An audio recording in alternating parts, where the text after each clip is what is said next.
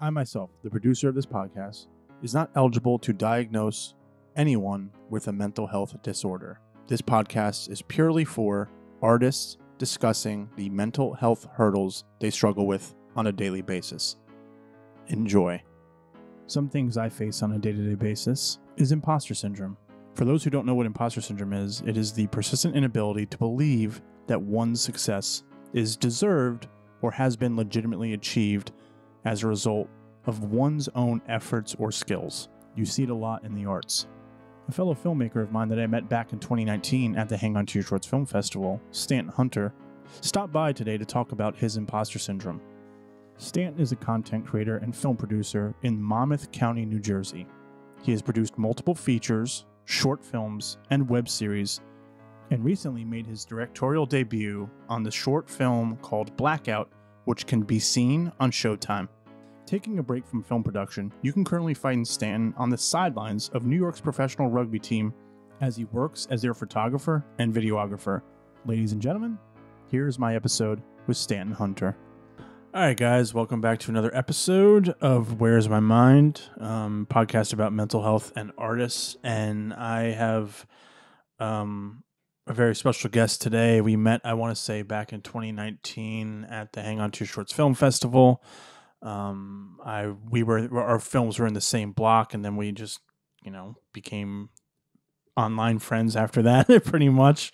I don't know, I'm going to just call you just overall badass, but, I think you were a director, writer, cinematographer, all of the above. Stanton Hunter. What's up, man? How you doing? How's it going, Chris? Thanks for having me.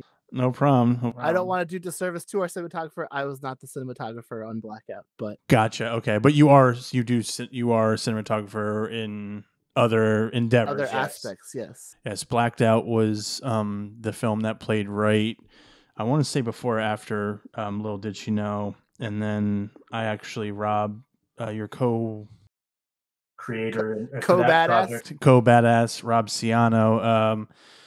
He actually asked me to be in a very small role for his feature 29.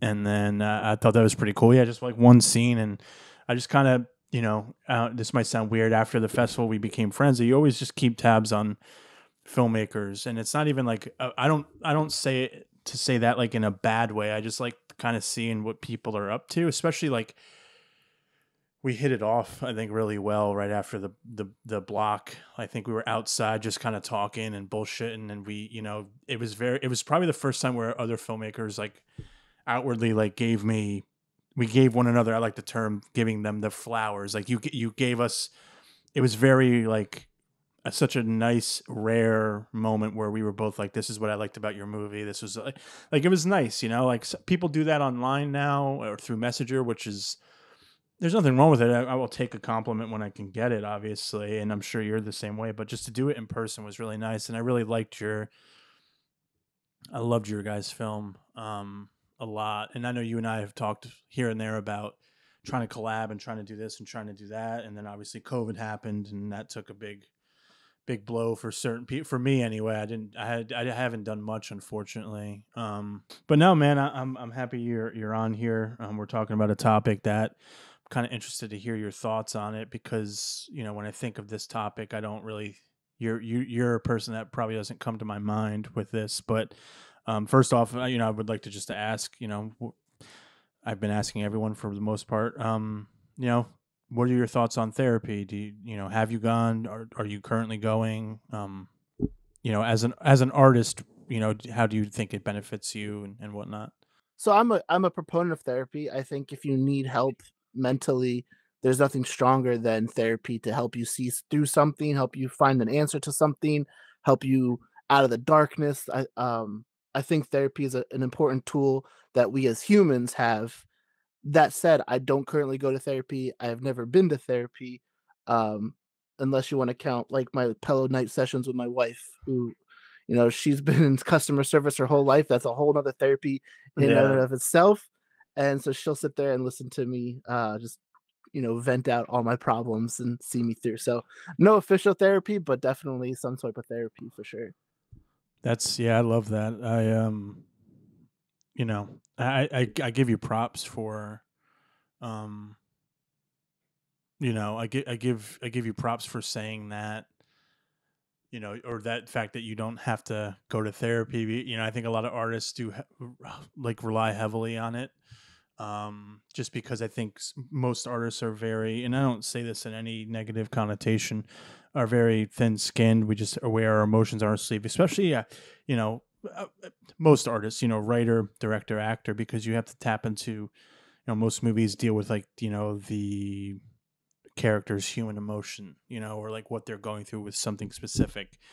Your film Blackout um, was a short film about the sun burning out, and two characters meet on this pier, or I'm going to call it a pier, this deck, and they're kind of just like reminiscing about life and like kind of can't believe this came to this, and what are you going to do, what are you going to miss most. And it was very I guess on paper you think like, oh, it's, some people are like, oh, it's two talking heads, like, okay, I'll see how it is. But like just the chemistry, the shots, the way you were able to kind of convey, like, I don't know, it just seemed very, especially it came right before like a very big catastrophe that we are all currently living through or lived through, and we made it out on the other side, thank God.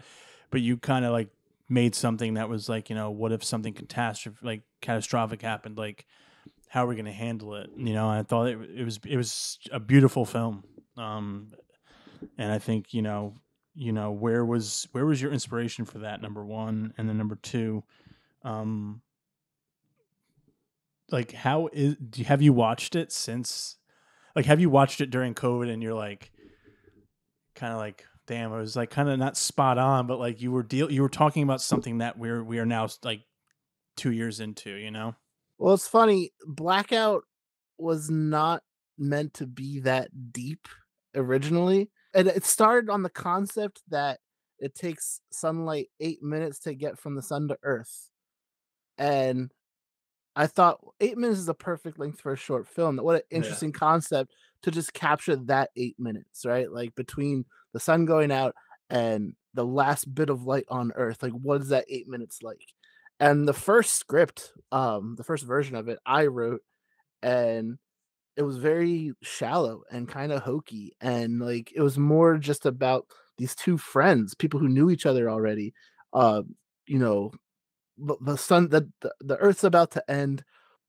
You don't have cell service, you can't go anywhere, do anything. You have 8 minutes. What are you gonna do in those 8 minutes? And again, it was really shallow and not that strong. I brought it to my friend Rob. Me and him go back to high school. And I said, "Rob, can you help me with this concept?" And Rob took it to the masterpiece that you saw it is now. He took and made it very deep and psychological, and there's religion and there's all this other stuff, and Yeah. it's no longer two friends, it's two strangers. So that was more interesting, and he turned it into a much deeper concept, which I think really helped the project along.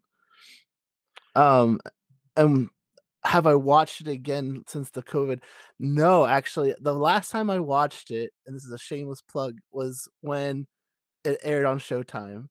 Uh, I forgot it did. You told me that. I forgot it was going to air on Showtime. Picked up by Showtime, and we've been running for the last 2 years.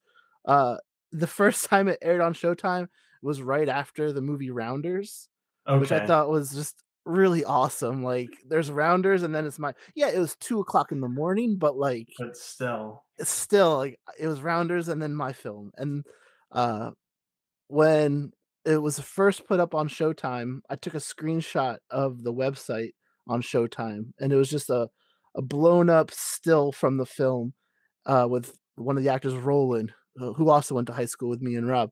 But, I sent him that screenshot. I said, "Hey, man, you're on Showtime," because we didn't tell him we were getting picked up before that. Yeah. And he was like, "What?" I was like, "You're on Showtime, check it out." I sent him the link, and he went crazy. It was awesome. I That's we made Blackout as, like, a proof of concept to say, like, "Hey, like, we can make a film, like, we can do it."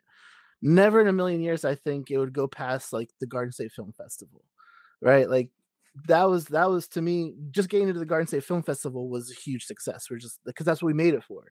We made it with the idea of going to the Garden State Film Festival, and when we picked us up and we got in on the deadline, like I think I edited the whole project and like 11:45 p.m. I sent it in on the deadline. Like it Wow. was, Yeah. and they accepted it, and that's what we thought was like the end of the road for that film. And then a guy from Showtime saw it, liked it, said he wanted to buy it, and you know, That's amazing. Now, the topic we're talking about today, and just to let everyone know, in case if this is the first episode of you're listening to of this podcast, I kind of made a few topics about what I want artists to talk about, in this, and people reached out like I'm interested. I sent them topics, so then the guest that comes on, I'm breaking the fourth wall here, letting people know how it goes down, but the guest of mine I have on kind of chooses what they want to talk about. And I know that I might be wrong, but I think you chose this one. I don't know if you chose another topic or not. I'd have to look back, but you chose Imposter Syndrome, and that was kind of interesting because I'll be very candid and honest with you. You told me you guys were going to pick up, you guys got picked up by Showtime, and I'm like God damn, like that's pretty fucking like that is all like that's awesome. Like I played in the same block as them.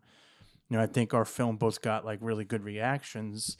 So part of me is like, what the fuck am I doing wrong? That's how I think a lot of artists think that way. And it's not, I don't want to say there was jealousy there, but it's not like I fucking hate you guys. It's more so like I want to get to that point. Like that's where I want to go. I think there is healthy jealousy. In my You say that, but I don't know. I don't.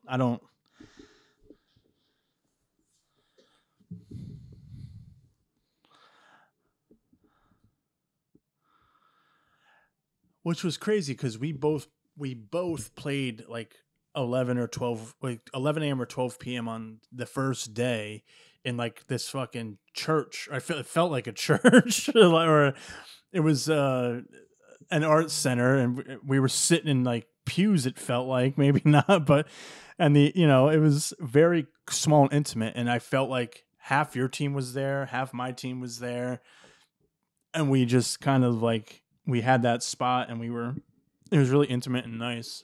But I'm really surprised you guys didn't bring anything home. You were nominated, were you not? Okay.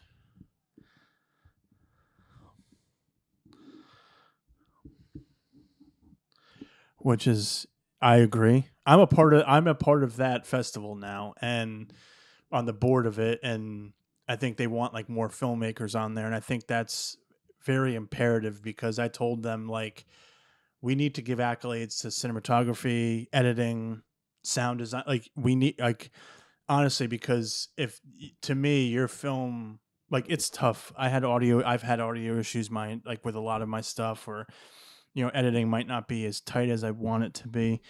When I say Blackout, to me, there's a handful of films I've watched throughout my years. Blackout to me was a perfect film on all fronts, with acting, editing, music, the tonality of it. Like that film made me feel some shit, because it's like, man, like God, like because you think about it more, like, and I don't know how old you are. I'm 34, so like the older I get, okay.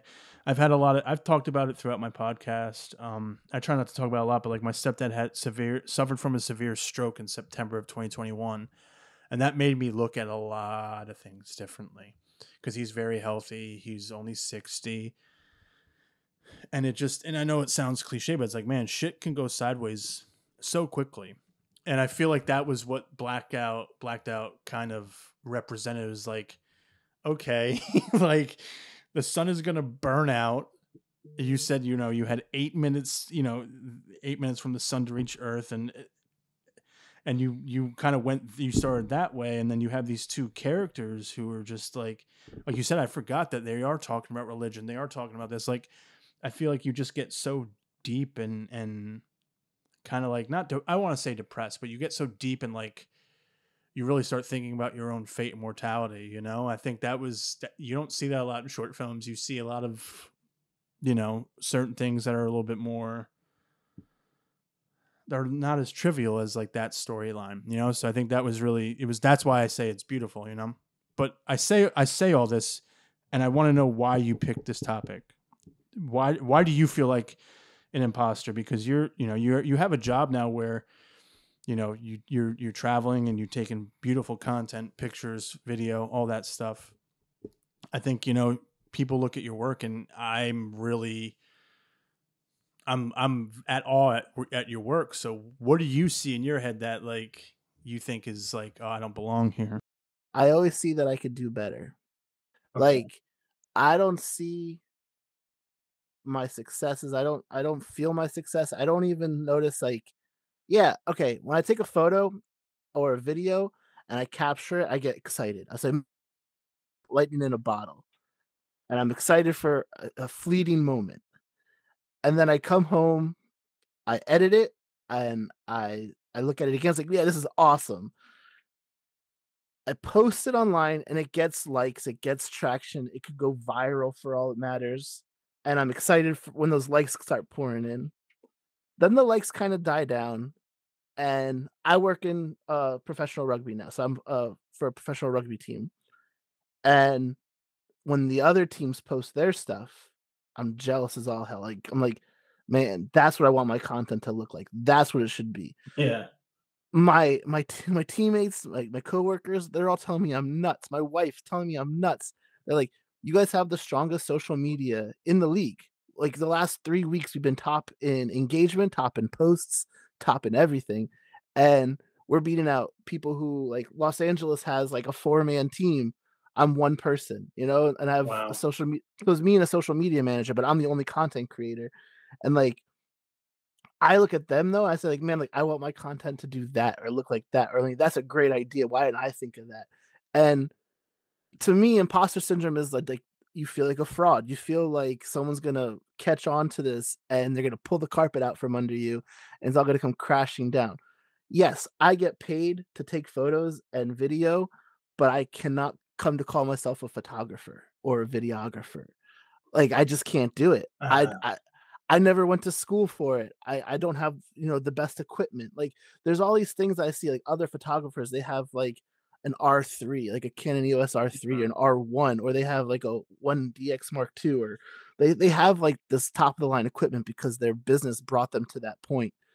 My business can't afford to do like, I don't have the money for that. I don't have the notoriety for that. I don't have the followers on Instagram or the followers on Facebook. Like, I don't have what modern society would consider accolades for this type of work. And so, like, I noticed that my stuff is pretty good. From like when I take it, I get excited. I run into the locker room. Just yesterday, we had a game, and I got this amazing shot of the game-winning Yeah. kick. And I ran into the locker room afterwards. And I showed the guys, like, man, I got the shot. And I showed to him, like his face lit up. I showed to the teammates, their face lit up. They were going crazy, like celebrating in the locker room. That was 24 hours ago, and I feel like I didn't do anything. You know what I mean? Like, I feel like it's kinda like that moment has passed. Yeah, it was a one-off. Can I do it again? Can I repeat that process again? I don't know. So, like, history will tell you I can do it because I've repeated that process now over and over and over Mhm. and over again. I still am concerned that one day I'm gonna miss my mark, and this house of cards that I've built is gonna come toppling down. That's wild that you think that because you go to your Instagram that I'm following is a Stanton Hunter photo, and like you capture Asbury Park. Like I feel like you just capture the essence of that in one photo. And I've seen some stuff that you want, like if you bring if you go into the city, any other skyline Philly, and I think you're able to capture that. But I think you kind of like nailed it on the head right there. I said, I was going to ask you what your interpretation of imposter syndrome was, and you basically said it's like you feeling like you're going to take the carpet's going to come from underneath you, or they're going to find out where you are a fraud and expose that. And I find that very interesting that you say it like that, because yeah, I feel the same exact way. I think almost every day. Like, do you feel more of it in your personal life, like, or your personal work, or your professional work, or both? It's mostly my professional work. When someone's paying me to do something, and that's another effect of this the syndrome, if is that like I undervalue myself to the point where I'm not making the type of money that, and this is probably why I can't afford the nicer equipment. I don't charge enough for my services, Gotcha. for fear that if I come in too high, I lose that client. You know what I mean? Yeah. So like weddings, I don't do a lot of weddings anymore, but like brides will contact me and I give them a number. My wife gets mad at me because she's like, "You're lowballing yourself." I said, "Well, like I know what I paid for my wedding photographer, and I did a lot of research on who I wanted for my photographer and videographer, and I know the kind of money I spent for them. I don't think I'm worth that kind of money, like, I don't think I'm worth what I paid them." To which my That's wife would nuts. reply like Yeah. that, "Yeah, that's nuts. You're worth probably more than them at this point." And I said, "I don't feel it. I don't think so." And so it affects my business in that fact that like I can't charge what I should be charging. Like I should be rich by now, just like off of this, but I just can't come to terms with it. I can't. I'm scared to say like this is my price point. This is what I'm worth, and having people say like, "No, you're not worth that," and walking away. Yeah.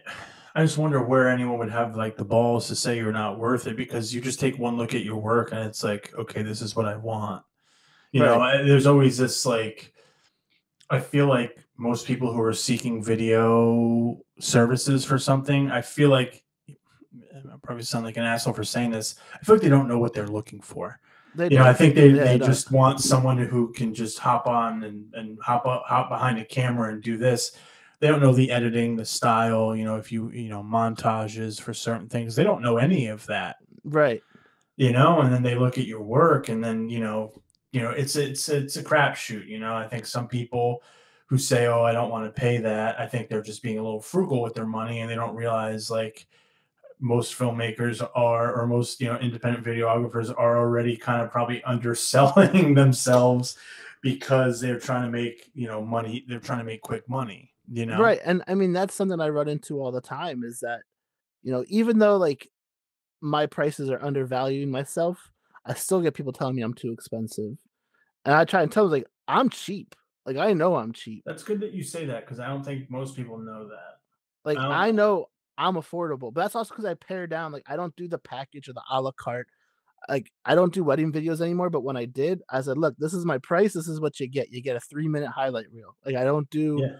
I don't do the whole long feature thing. I don't do clips. I don't do Yeah, whole. some people do half-hour short films of their wedding. Like, there is that much content. Jeez. Well, you could get that much content, but Yeah. like it's garbage.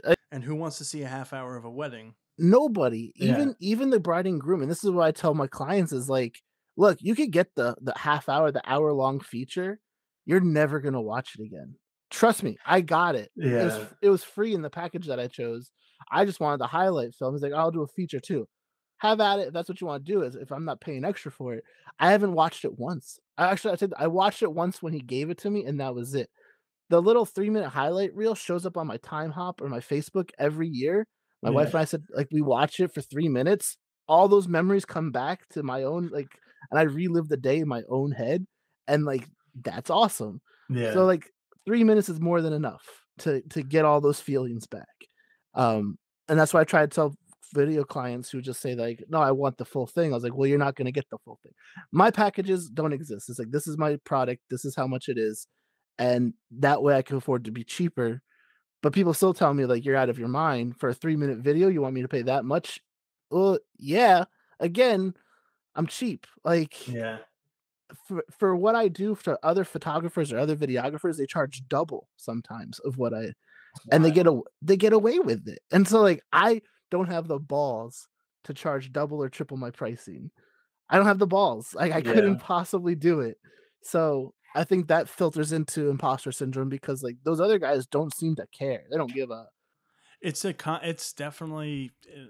I'm not speaking for you. For me, it's definitely a confidence thing, and I don't know what it is. I don't know. I don't know where I lack it. I wonder what kind of validation I would get if, like, even if like one of my favorite filmmakers saw one of my films and was like, "This is great," I would still be like, "Yeah, but where's the but?" Like, that's the thing. Where's the but? Where's the you could have done that? Like, where is that? I know it's there, and I just think that it's the constant self doubting, and but I don't want to speak. Like I said, I'm not speaking for you. Please chime in if you agree.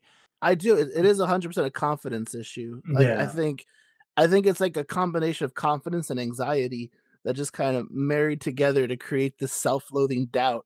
But like, we are artists, right? And art is Hmm. something that's so personal. Like you're literally putting your heart and soul into something.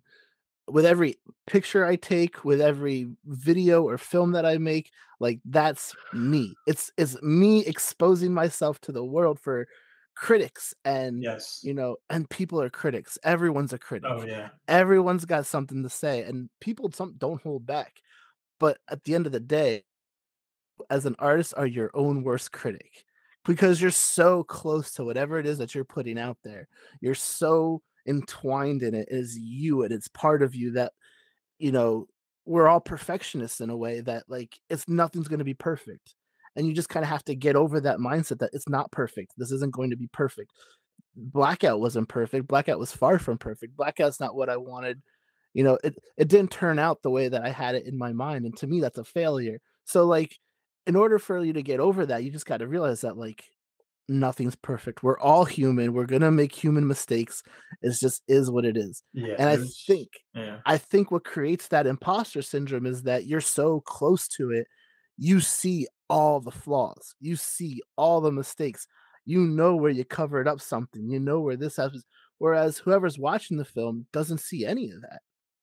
They see it on like a grand, farther away that they don't know that you dubbed over this part or that you Yeah. did this or that, you cheated this a little bit or you cheated your angle there. Exactly. Or yeah, it's the stand-in is not, you know, the stand-in is someone else or the hand is someone. Yeah, they don't know unless if you tell them. Unless if we do, commentary, which would I think would be pretty fun to do for some films. But yeah, I don't.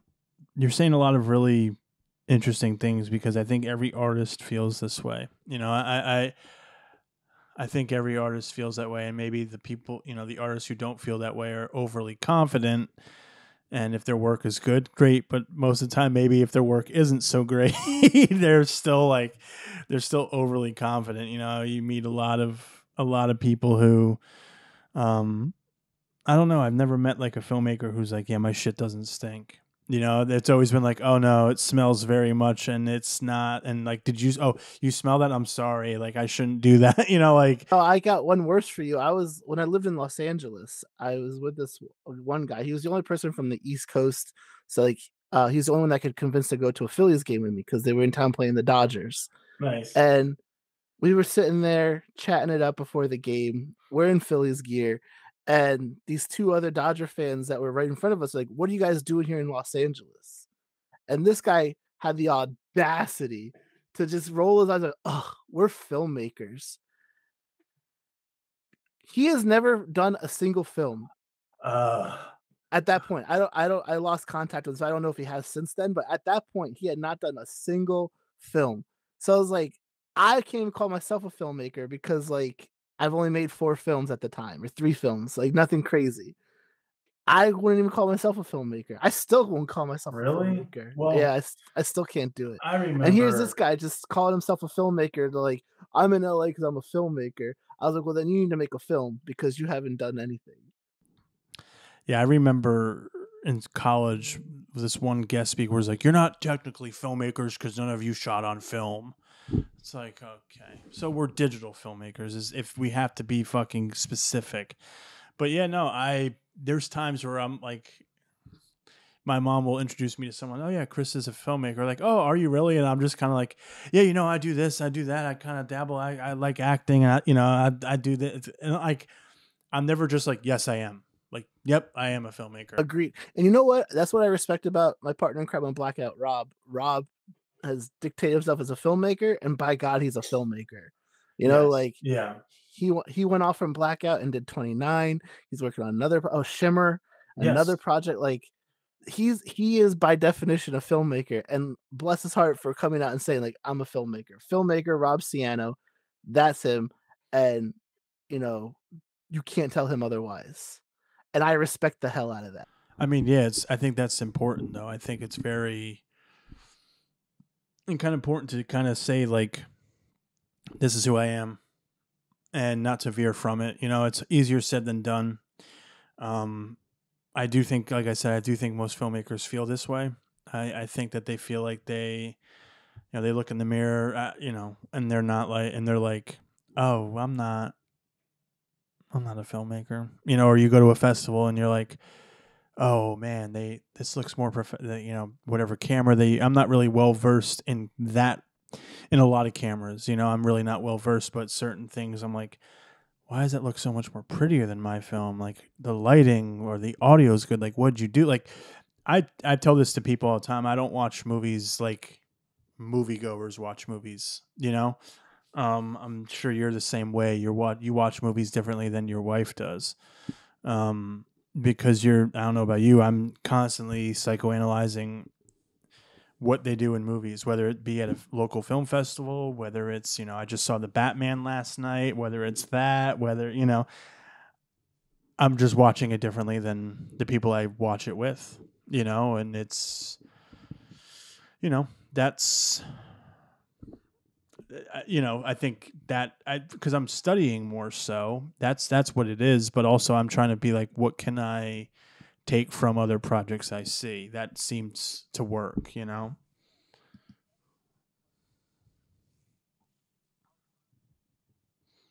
Yeah, not at all. Copy and pasting, yeah, from other, yeah. In and of itself. Does that not make him a filmmaker? Like he is a filmmaker. He's made Mhm. films. They're very successful. They're quite good if you break them down and watch them. Like he just has his own way of doing it, going and finding something. But we all make things and produce things that inspire us. And if you're watching something that inspires you to go and do something else, like that's art. That's you putting your own spin on something that's already out there. That's art. That's like a DJ remixing a song. Like that's art. Like this is all forms of art that is just Yeah, no. It and you're very much, yeah. Once again, you're nailing the head on, nailing it right on the head because it is. It's all, people. It's imitation is the biggest form of flattery, right? Is that the quote? And that's it. That's after I watch someone's film, like I'm like, okay, I would like to tackle that genre, or I would like to do this, I would like to do that. Um, you know,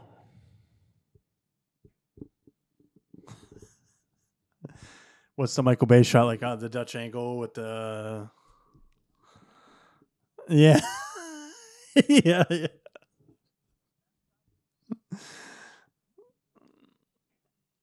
Yeah. Yes. Everyone's like, this is beautiful. Let me.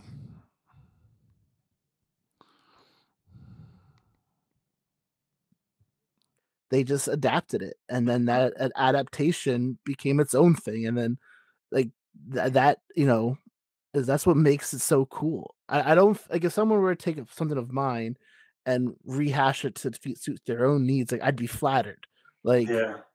I took a photograph when I lived in Seattle that got a lot of attention. A graphic artist took that photo and like manipulated it and did stuff to it, and like people were asking like, "Aren't you mad? Like you're not getting credit for that?" I was like, "I didn't do that. I took a photo.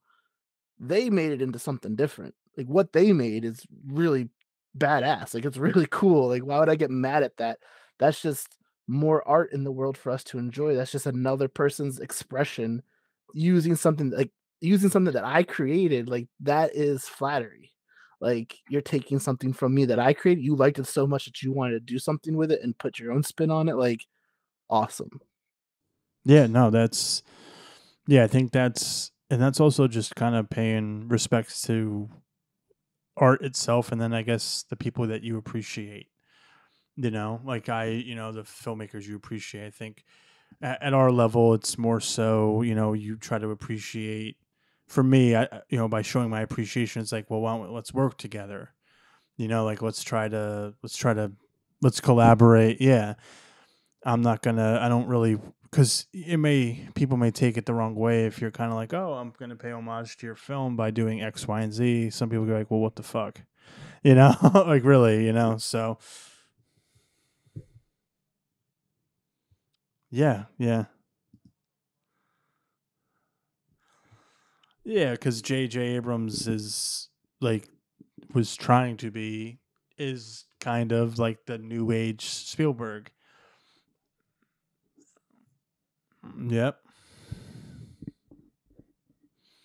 Yes, one film. He was the executive producer on that, so I'm pretty sure he was, or he was. I thought he was attached to the project, so I think he was flattered. I'm sure. Yeah, I think he was. I might be wrong. I'd have to double check, but I think he was because at the time I was like, directed by J.J. Abrams, produced by Steven Spielberg, and then you see like the trailer where the train is like wrecking through the town. You're like, oh, this is going to be some shit. Like this is going to be really good.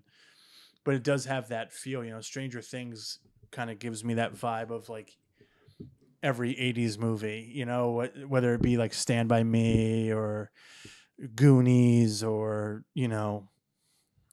paying homage to kids kind of being mischievous. I think that was really interesting. I kind of wish Super 8 was made today. If I feel like it was in a weird time because that's a movie that seems to always get lost in the thick of things, if that makes sense. Yeah. Yeah. Yes. Yes. Yeah. The lens flare. Yep. Yeah. Yeah. Yeah. Yeah. That was J.J. Abrams to a T. Yep.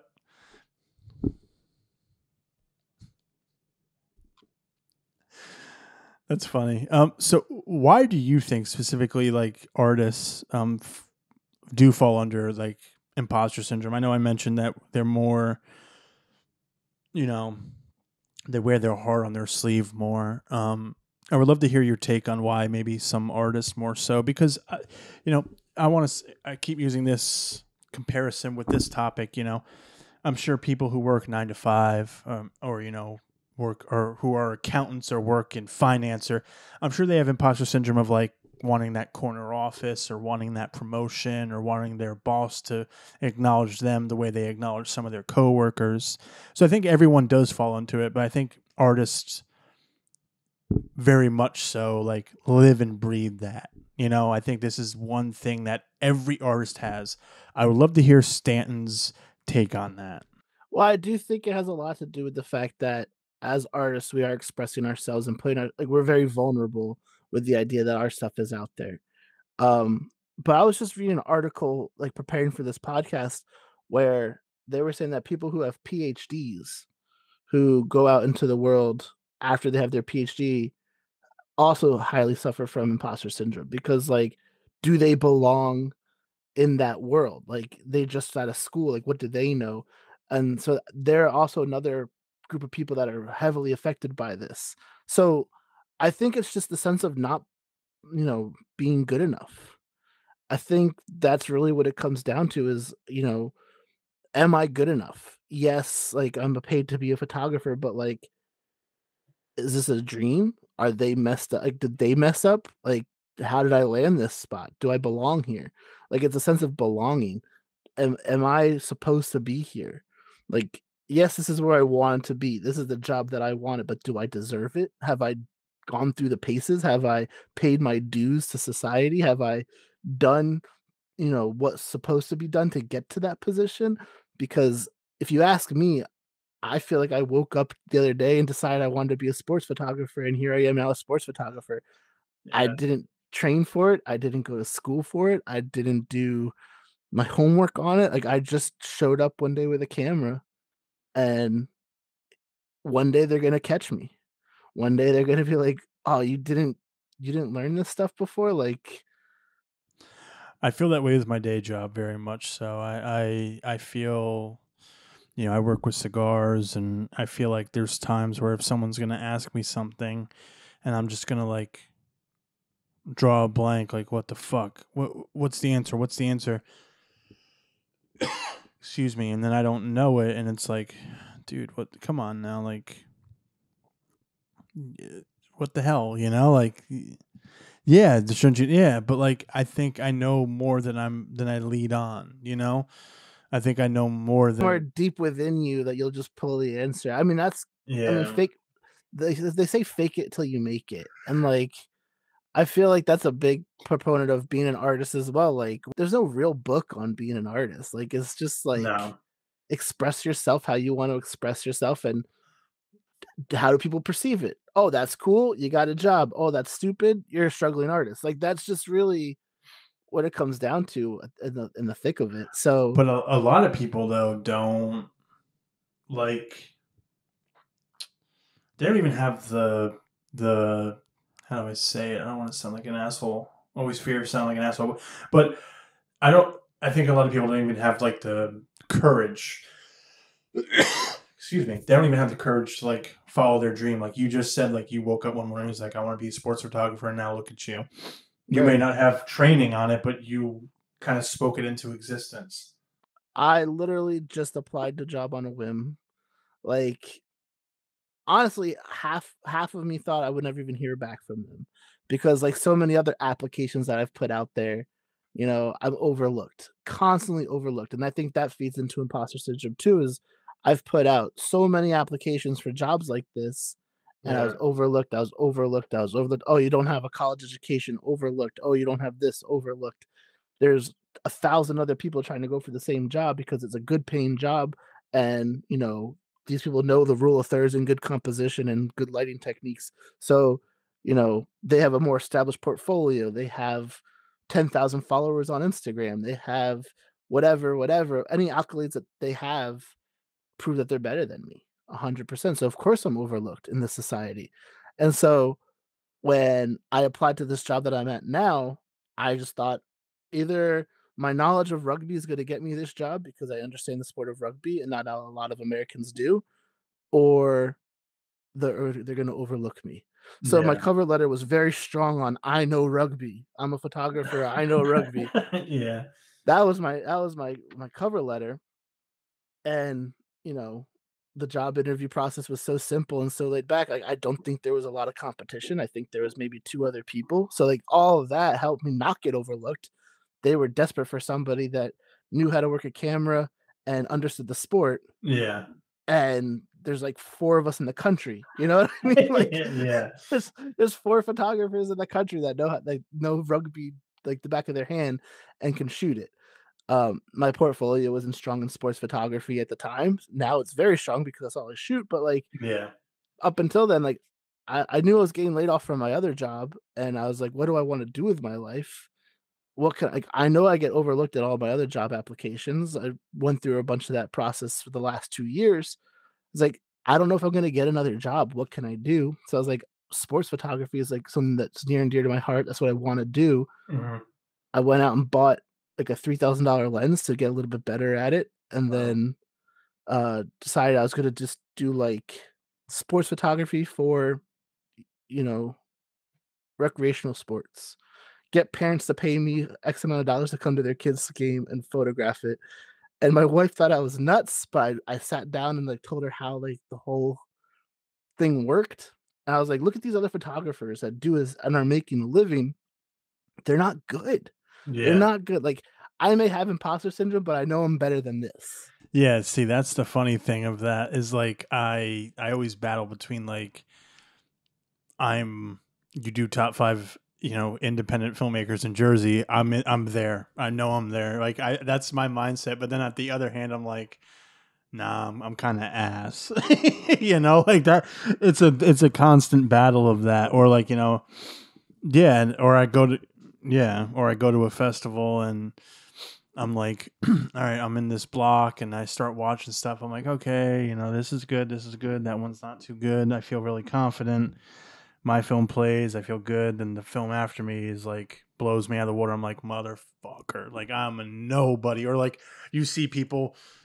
This is a bad thing too. I compare myself to a lot of people, and everyone keeps telling me don't do it, and it's a lot easier said than done. Like that's just what it is. It's so much easier said than done. But it's hard for me not to be like, like I mentioned earlier, like, I watched Blacked Out, and a little after that, like I want to say a few months after that or a year, you were like, yeah, we're on Showtime. I'm like, the fuck am I doing wrong? Instead of being like, that's awesome, I instantly was like, what's wrong with me?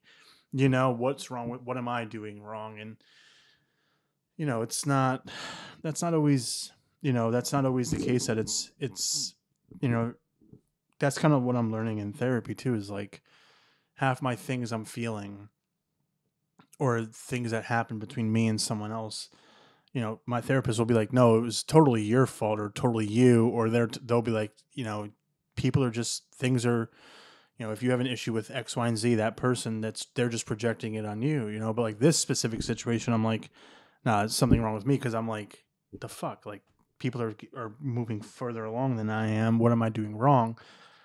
But then you have to look at the harsh realities. Like, am I putting enough hours in? Am I doing this? Am I doing that? Like, that's a harsh reality too, that you, hopefully you live with, and you can kind of, if there's times where I'm like, oh, I'm not writing enough, like that's something I have to own up to. I can't place blame.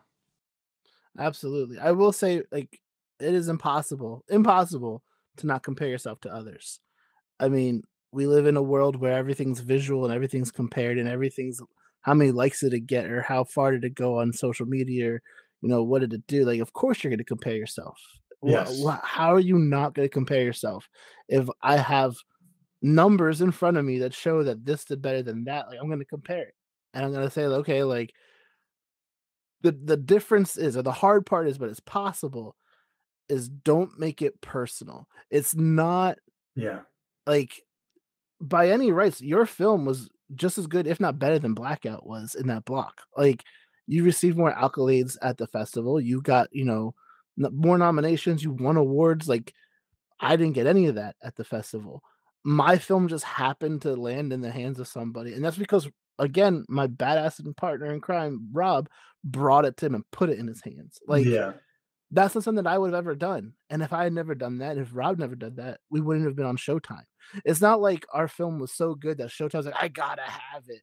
It was more so that Rob was saw an opportunity and put it in the hands to make it happen. He pushed the first domino over, and that domino fell.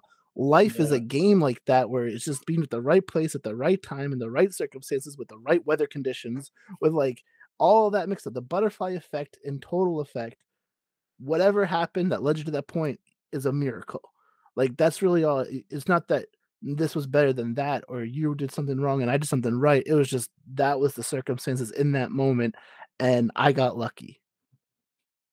Well, not even luck. I think it was just more, you earned it in that moment, you know? But I don't feel like I earned anything. Like, when I look back and I watched Blackout multiple times, not since COVID, but, like, since, it aired at the film festivals, having watched all the films in the blocks that we were in, and then going back and watching Blackout, I felt like Blackout was an inferior product compared to a lot of stuff that I said.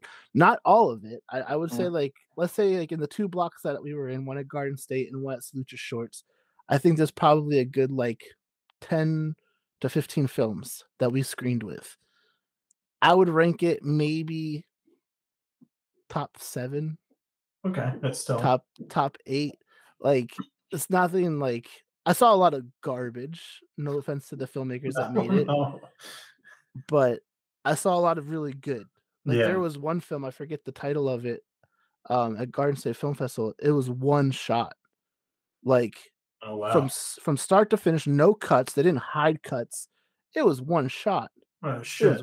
one take, and it blew my mind because it was like I think it was like a 10-minute film, like 7 to 10 minutes. To do that shot, multiple takes, because they had to do multiple Oh, takes, 'cause yeah, there was the rehearsing probably. someone's gonna mess up on, 7 Yeah. to 10 minutes. To do that shot and capture the light the way it was, and to just have all that the dialogue out perfectly and all the cues hit, because they went from, like, sitting in front of a church to walking down the street to getting into a car to driving down the road. All that took place, and I'm just like, "Man," like, there's so many, like, I'm sure that they're looking at their film saying all the flaws, right? Yeah, Like, of course.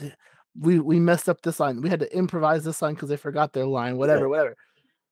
as a spectator, that film was phenomenal. And like, how am I supposed to compete with a one-shot film like that, where like mine takes place on a rooftop with horrible lighting conditions? You know what I mean? Like, like how is that?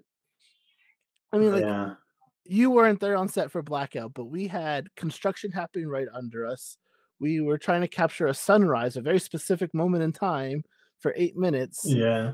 and we only had 1 day to do it. So like all of that, like I think by the time we moved the camera to the reverse angle, it was like 11 o'clock in the morning. The sun was up. You Yeah. know, people were on the boardwalk walking around. Like this is supposed to be doomsday, like deserted area. And there's people going for jogs in the background. Like there Yeah. was just Talking on the phone. Yeah. talking on their phone. We had to stop for that a lot. They were doing construction on the boardwalk, so there's jackhammers going. Like Yeah. it Yeah. was a nightmare. It's a But you looking wouldn't back at tell. it, You couldn't tell. it was a major feat having filmed that entire movie in the course of what was it, 5 hours? I think we filmed the entire thing 5 hours. My shit because we took 2 days. well we had 2 days on set, but the first day it rained. Oh, I remember you saying that. Yeah. So like That won't work. one of our actors was like, "Hey, like since we're not shooting, do you mind if I go back to the city? I have an audition for like a really big role." And I was like, "Look, man, like if you could come here tomorrow and nail your lines, I don't care. Like go for it." So both of our actors took the train back to New York together and read lines the entire way up, the Perfect. entire way back. And so by the time we actually shot the next day, they knew the script front and back, That's off book. important. And we just flew through every line from every angle. Okay, here's our wide, here's our tight, here's our reverse tight. Okay, let's switch it up. Let's do this. And like having them go through their lines and knowing it like the back of their hand. I could have done it in one take. I could have made a one take film, Yeah. but Yeah. it would not have been like what I Yeah, envisioning, but still, that would have. I don't know. Probably would have. I can't believe you only took 5 hours to shoot that, though. it was like five, yeah, something like that. Because Man. by the time noon hit, it was unusable. Yeah. Because like well, that's what we actually had to reverse the angle to look away from the beach because like the sun was already up. Yeah. So we were like, we gotta move these characters. First of all, no one wants to watch two guys sit in one spot for 8 minutes. So like we That gotta is move them. true. Yeah. Like so we used like a phone call from his mom to motivate him to stand up, Yes. and then we Yes. had and then that changed the camera angle so that we didn't have to worry about the sun anymore. But yeah, it was like 5 or 6 hours to shoot that whole thing. Nuts. So, last question before I let you go. How do you personally overcome imposter syndrome if you have? If you want to speak on a specific moment, I know we've been saying like, artists are always like, I'm gonna forever live in like thinking I'm not worthy enough. I don't know what would make myself worthy, because like I said, I have brought some awards home and I'm still like, I'm not shit. So for you, like, how have you overcome it to the point where it's like manageable? So I don't think I have overcome it, to be honest. I think that I still suffer from imposter syndrome. I still undervalue my work. I still think that the carpet's gonna get pulled from me any moment and people expose me for the fraud that I am, quote unquote. How do you But handle that? I think the important part is to acknowledge it. So I acknowledge that it's imposter syndrome, right? I don't believe all this stuff necessarily. Deep down I believe it. Like somewhere in me, my being believes in the imposter syndrome. It believes that I'm a fraud. But overall me, like 98% of me doesn't believe that. Yeah. 98% of that is like, no, I earned my position. I'm pretty good at what I do. I'm not the best, but I'm pretty good. I have something to offer. I know that I'm worth something. Hmm. And it really helps to have someone in your corner. Like my wife will beat it into me that no, you're talented. No, you're this. It's it's just this weird mind game that you play with yourself. For example, I was reached out to by a client of mine. I shot um, family portraits on the beach with them, and she loved them. And so she reached out to me just like 3 days ago to ask if I do weddings. And I was like, I do weddings, like from time I don't advertise it, but like I'll book like 5 a year, if that. Yeah. And she goes, "Well, we really want to hire you. Can you do it on this date?" And I said, "I would love to do it, but that's my daughter's birthday. I can't do that." She's like, "Okay, well, how about the day before that?" Like she was willing to change her wedding date to get me to shoot with her. And Wow. I said, like, That's I crazy. was like, "I'm sorry, I really can't. Like the day before, we're doing all the party prep for my daughter's birthday party. Like, if it was the next weekend or the What if we weekend get married before." at your daughter's birthday party? Will that work?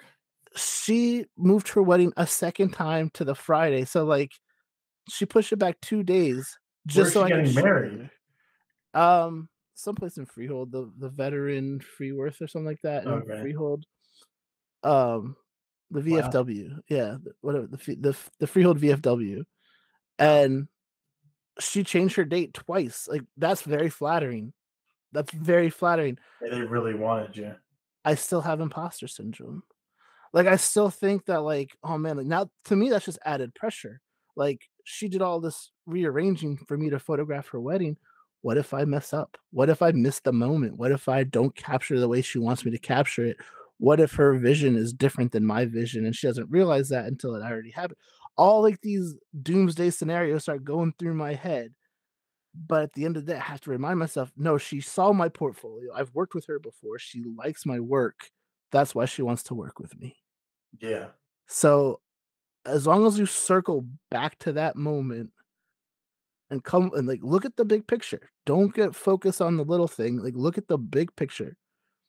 In that instance, like I'm flattered. At this point, I'm flattered. I'm still nervous that I'm going to mess it up, but I think that that's just normal, you know, and power through. Like that's all I can say is power through. F- Look at the big picture, power through, and you know, there's clear sky somewhere else. That's a great answer. Yeah, that's I think that's one thing everyone has to remember is power through. I don't want to say too much and ruin your answer because it was really nice. But yeah, no, I think that's kind of with everything we do have the power through. Power through. I love um similes and comparisons, and to me like a storm cloud, you know, is there and you're gonna have a stormy time, but like wait it out and it'll be beautiful afterwards. And another storm's coming, you know, brace yourself for it, but you know, always enjoy the sunshine when it's there. Yeah, yeah, I think it's yeah, I think it's important. The older you're getting, and you realize like the for me, like I'm realizing like what's the most important. There's certain things, and I'm really not trying to say it to like toot my own horn, but ever since I've been doing this podcast and being able to talk to artists like such as yourself, I don't feel like I might be contradicting myself, but I don't feel like that sense of like, oh man, I'm not a good filmmaker. I don't know what to do. Like I say I haven't done much, right? But I have like 4 or 5 different clips from last year I could add to my acting reel now. Like so it's all about perspective and like what you like when you get to sit down and kind of take a really like take like sit down and try to take a look at your life from the outside.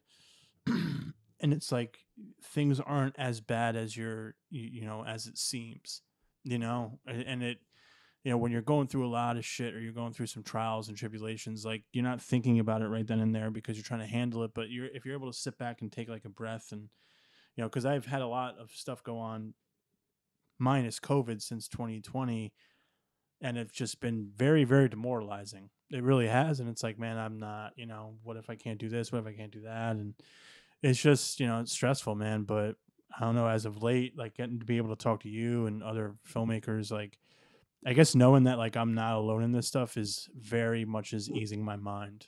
Absolutely. I think it's important to remember that I think the majority of artists, filmmakers, photographers, whatever it may be, painters, we're all kind of suffering it together silently.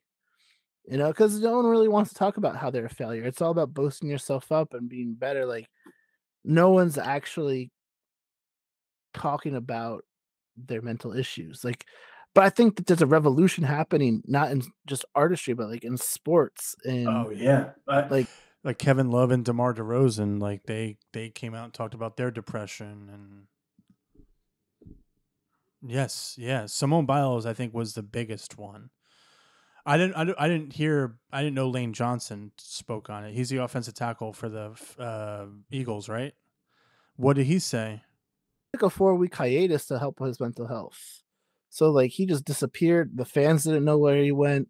Um, he went to just go take care of himself mentally so he can come back and play football. Like there's there's so much happening now. Like we live in an amazing time.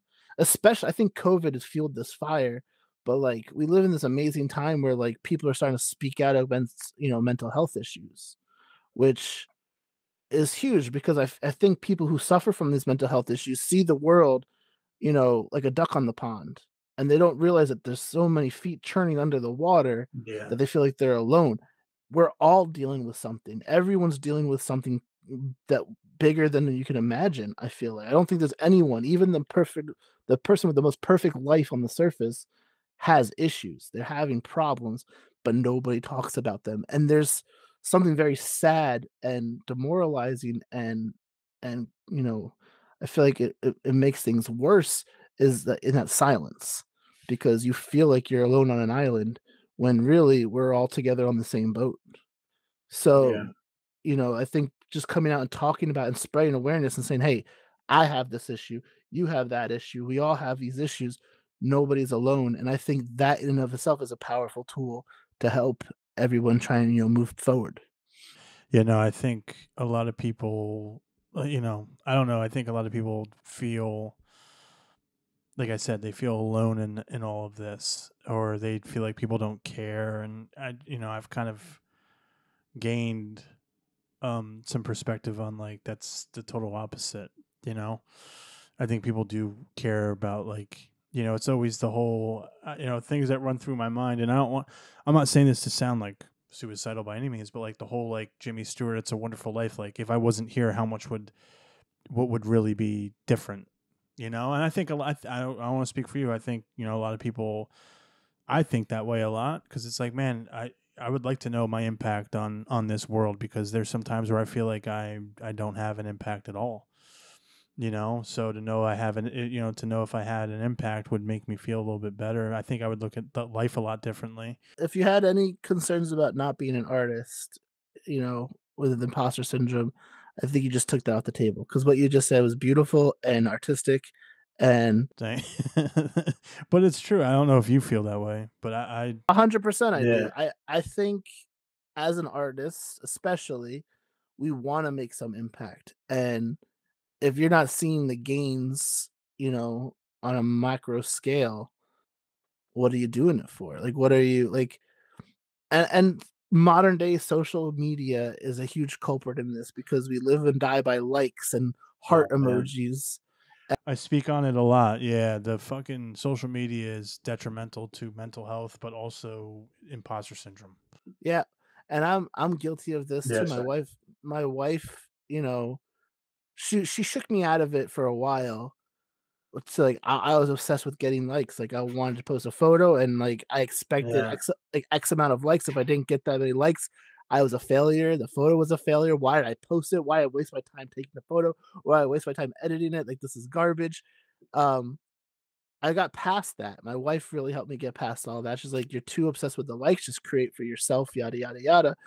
But she made the point the other day that I'm getting sucked back into this whole likes thing, and I said it's different this time. This time it's my job. Yeah. See, that's the different. Yeah, but that's funny that you say that. Yeah.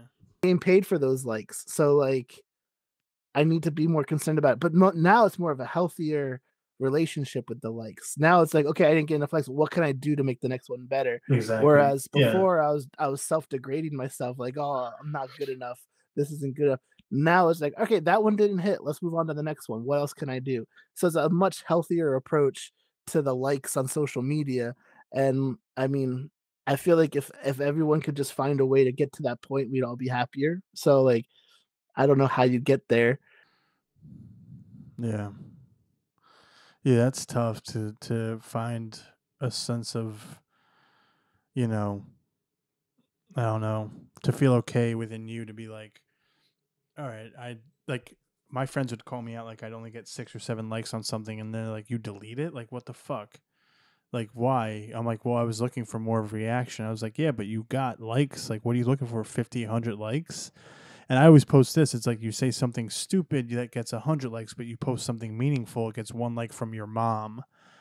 And it's true, but it is true, but it's like, That you know, just you goes to show you the value or lack thereof of a like. exactly. And people buy likes, people buy followers, so it's kind of like Exactly. And like for those of us who don't, you feel worthless when like you see someone get like I get mad because some of my former coworkers will post something and there's no content to it. There's nothing good about it, but she's a good looking woman, you know, and that gets 500, 700, 800, yeah, 1,000 likes. And I go and take like, I sit outside and wait for the perfect moment for a photograph. I take it, I edit it, I love it, I put it up, 20 likes. I was like, man, I put so much work into that for 20 likes, where this girl did absolutely nothing and got 500 likes. It's demoralizing, is it what it is. is. It So, is. I used to take that personally, Yeah. and now I've moved past that. Now I am just posting on one of my accounts. I post for myself, like that Hmm. Stanton Hunter photo. I post for myself. I take a photo that I like. It's going up there. Yeah. Um, I have another account, Stanton Hunter Photography, that's where my sports stuff is going, sports and portraits and band photography, and that's a business. So that I have to curate a little more what I put up, but whether it gets 5 likes or 100 likes, I don't care. It's really just like what represents my brand the best. Nice, man. Well, I appreciate you coming on here and being very vulnerable and honest. And, I think the world needs that. Talking about this stuff, especially between two men, is very important as well, I think. So, I'd love to have you back on whenever. I know you're a busy man, but please, man, whenever you get a chance to come back and let's talk more about this stuff. All right, man. Well, I appreciate it again for coming on. Stanton Hunter, filmmaker, overall badass. I appreciate you as always. And yeah, until next time, enjoy. Thanks, man. Talk to you later.